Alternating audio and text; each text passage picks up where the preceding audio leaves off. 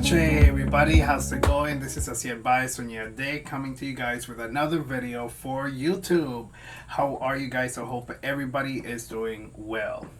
Okay, so the topic of this video today is going to be Orisha spiritual altars. Okay, this is for the people that are not initiated. I feel like I have spoken about this before, but we're going to talk about this. Mainly because I have been asked by a goddaughter of mine also to talk about it and to put another video on spiritual altars. What I mean by spiritual altars, before we begin, please remember to purchase my book, Expansion of the Igbo Doom. This is my first book. My second book is already done. I just haven't published it yet. I have to wait a little bit, but it's coming out. But my first book, Expansion of the Igbo Doom. If you like Orisha and you like everything, especially things that have to do with Santeria, you need to purchase my first book, Expansion of the Igbo Doom. Okay, so Orisha altars, Orisha spiritual altars. What I mean by spiritual altars is usually an altar that someone has created for an Orisha, and it's usually someone who does not have or who has not been crowned, someone who does not have initiation in Orisha. You will see spiritual altars sometimes that people have that will be with like a Catholic statue, or let's say that an Ochum altar that someone has with like one of the little Ochum statues, etc., and some sunflowers and peacock feathers and things like that, okay? And your little candles and all that stuff. I feel that it is perfectly okay for someone to have a spiritual altar. You just have to realize that a spiritual altar is not the Orisha, and it does not make you a priest, priestess, or even a child of that Orisha. Okay, so you may have an attraction to a particular Orisha that you as a non-initiate want to tend to, or at least start creating a spiritual connection with. You by all means put a little statue, do your prayers, put some little offerings, etc. Just be aware that that is not the Orisha, and that you still have to go through the ceremonial protocols of the religion in order to receive that Orisha and then have the actual shrine, what we consider the fundamento. And it's the link between the godparent and the godchild, and the actual ceremony that Orisha takes, because every Orisha may have a slightly different ceremony. Okay, so when you receive the fundamento of an Orisha, when you receive an Orisha or the power of the Orisha through the religious protocols, that means that it has gone through a sign and lavatorio, it has been fed, it has been given to the person, it has a lineage, it has some form of connection.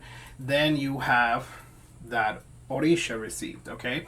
So you may have an altar for Ochun where you pray to Ochun as a solitary witch and as a little, as a pagan, or as a little altar or little shrine that is, dedicated for your personal connection. In the meantime, that you actually find a house to go into, and that you actually find an elder of the religion to teach you, and that you actually find and go through the ceremonies and the protocols. Remember that you, the viewer, may be very attracted to Yemaya. Okay, so you may have a blue cloth and a little statue of a mermaid and some seashells and, blue candles and a picture of Yemaya and, etc.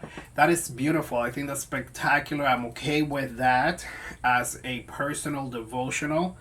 And later on, when you actually receive Yemaya, all that stuff can then go next to your actual Yemaya, okay? Just be aware that in Orisha, we do have protocols and we do have ways in which we do things. Okay, you cannot say that you like Yemaya and then not want to feed Yemaya a ram. Okay, people? So that is hypocrisy. Okay, you cannot say you like Chango and then not want to do a Chango ritual. A legitimate Chango ritual is my point with these things, okay? So if you like the Orisha and you have a little spiritual altar for the Orisha, that is fine. In the meantime, until you finally find an elder, a house, and you go through all the protocols of the Orisha religion and the Orisha lineage, okay, that you go into, because you may have chosen Santeria, which is the most widely practiced, also known as Lukumi, or you may go into Candomblé or Initiation or the traditional or whatever other type of thing that there might be out there. You have to always go through the protocols of that particular tradition. Okay, so again, I am totally okay with a spiritual altar, but not to go farther than just your personal prayers. What I mean by that also is to remember that you may have had a spiritual altar for Yemaya for 20 years, but that does not make you a priestess or a priest of Yemaya. And that doesn't even mean that Yemaya may be your alakbatori when you actually sit at the mat and have your Orisha alakbatori pulled down. Okay, so anyways, a person who has a spiritual altar can do prayers. They can do some offerings of like putting some fruits, etc. However, they cannot do ebos, nor can they do workings with just a statue of Yemaya. Okay, that is not considered to be Yemaya, meaning that I wouldn't salute it as Yemaya, neither would no one else in the community, in the religious community, salute it as Yemaya, nor would we prostrate to it as we would to an actual shrine of Yemaya. Okay, so no ebos, no workings, absolutely not doing no readings for no clients and saying Yemaya this and Yemaya. Girl, no. If you want to talk about Yemaya or Chung or Batala, Elegua, etc., etc., you have to follow the protocols of the religion, go through the right steps of the religion, receive things the correct way in the religion, and then you get to talk about the religion also. Okay, there's no need for reconstruction of things when we already have things. And the priests and priestesses of the religion, we are the ones who can construct, not reconstruct, but construct new things inside the religion. So absolutely no sales or trying to empower a candle with Yemaya when you all you have is an altar to Yemaya. Okay, if you're not an initiate, you cannot consecrate a candle to Yemaya. Anyways, be aware that this is a very beautiful spiritual religion, but we do have what we call our tradition, and we have our protocols. So if you like our deities, you have to follow the steps to find those deities. Okay, so have your spiritual altar in the meantime until you find the correct things, and then your altars will naturally shift and change to have the fundamento plus all the other pretty stuff that you may decide to decorate your altar with.